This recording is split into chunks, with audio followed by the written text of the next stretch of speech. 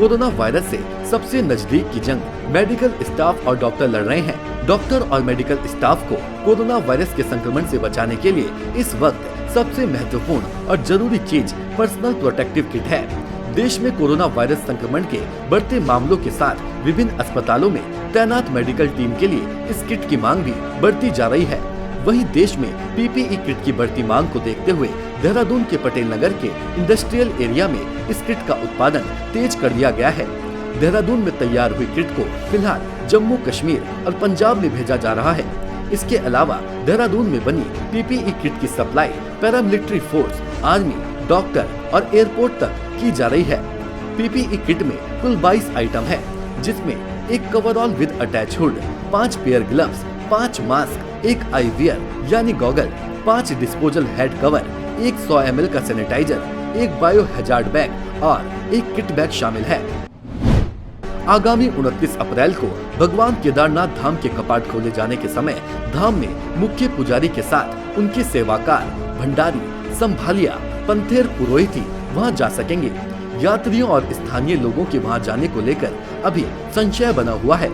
केदारनाथ धाम की यात्रा शुरू होने में अब 17 दिन शेष हैं।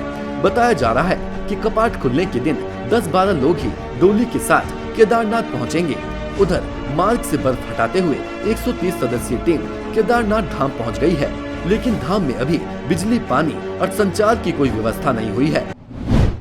उत्तराखंड में 4 धाम यात्रा कराने वाली संयुक्त रोटेशन की 13 कंपनियों पर अब लॉकडाउन का असर पड़ने लगा है। लॉकडाउन की वजह से बेरोजगारी की मार झेल रहे ड्राइवर, कंडक्टर और परिवहन व्यवसायी सरकार के लॉकडाउन को 30 अप्रैल तक बढ़ाने के फैसले से चिंतित हो गए हैं। लॉकडाउन के चलते बेरोजगारी का दंश झेल रहे परिवहन व्यवसाय से जुड़े लोगों के लिए वाहनों की किस्त और टैक्स जमा करना तक मुश्किल हो गया है। व्यवसाय से जुड़े लोगों और संस्थाओं ने सरकार से राहत की मांग की है, ताकि इस मुश्किल समय में परिवहन व्यवसाय से जुड़े लोग जिंदा रह सकें। कोरोना महामारी से लड़ाई में पूरा देश लॉकडाउन है। लॉकडाउन के शुरुआती दिनों में सैकड़ों किलोमीटर की यात्रा कर अपने घरों को पैदल लौटते दिहाड़ी मजदूरों की तस्वीरों से देश भर में सहानुभूति का जो सागर उमड़ा था, उसकी वजह से सरकारें, स्थानीय प्रशासन और सामाजिक धार्मिक संस्थाएं और कई लोग इनकी मदद के लिए देश भर में आगे आए हैं। लेकिन कोटद्वार में हालत अब भी अच्छी नजर नहीं आ रही है। कोटद्वार की फैक्ट्रियों में काम करने वाले प्रवासी मजदूर ना तो घर लौट सकते हैं और न ही उन्हें यहाँ खाना नसीब हो पा रहा है। कोरोना वायरस के संक्रमण को रोकने के लिए 23 मार्च को 21 दिनों का लॉकडाउन केंद्र सरकार ने घोषित किया था। इस लॉकडाउन के कारण दिहाड़ी मजदूरों और उनके परिवारों के लिए बड़ी समस्या खड़ी हो गई है। ऐसे में मजदूरों के पास काम नहीं है, जिसकी वजह से उन्हें खाने पीने की बड़ी समस्या हो गई है। इस समस्या को देखते हुए उत्तराखंड श्रम मंत्रालय ने श्रम विभाग में पंजीकृत मजदूरों के खाते में 1000 रुपए सरकार की तरफ से दिए जाने की घोषणा की थी। हालांकि ये बात भी सामने आई है कि अभी तक कई मजदूर ऐसे हैं जिनके बैंक खातों में अभी तक न ही रुपए पहुंचे हैं और न ही राशन मिला है।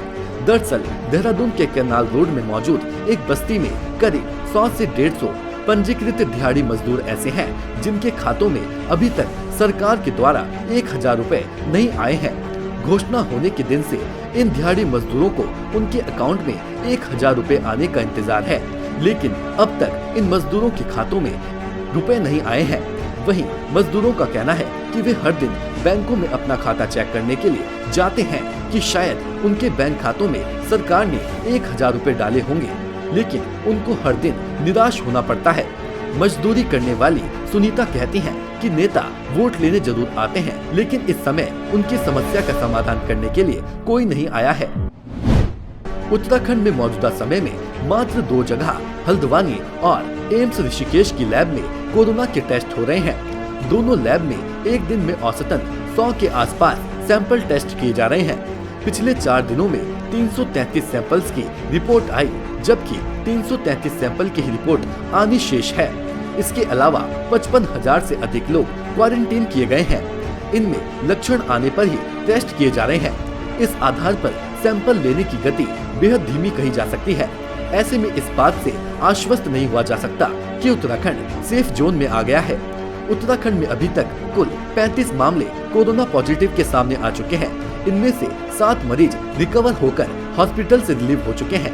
इधर उत्तराखंड सरकार ने 14 अप्रैल के बाद भी लॉकडाउन बढ़ाने का फैसला किया है। शायद इस बात की आशंका उसे भी है कि जो दिख रहा है उसमें शायद झोल हो सकता है। Bureau report, nation one. Nation one की खबरों के अपडेट के लिए आप हमारे चैनल को लाइक करें, सब्सक्राइब करें, पसंद आई वीडियो को शेयर करना ना भूलें और ज्यादा जानकारी के लिए लॉग इन करें www.nation1.tv पर।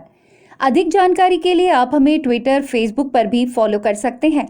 तो खबरों की ज्यादा जानकारी के लिए बने रहें नेशन वन के साथ।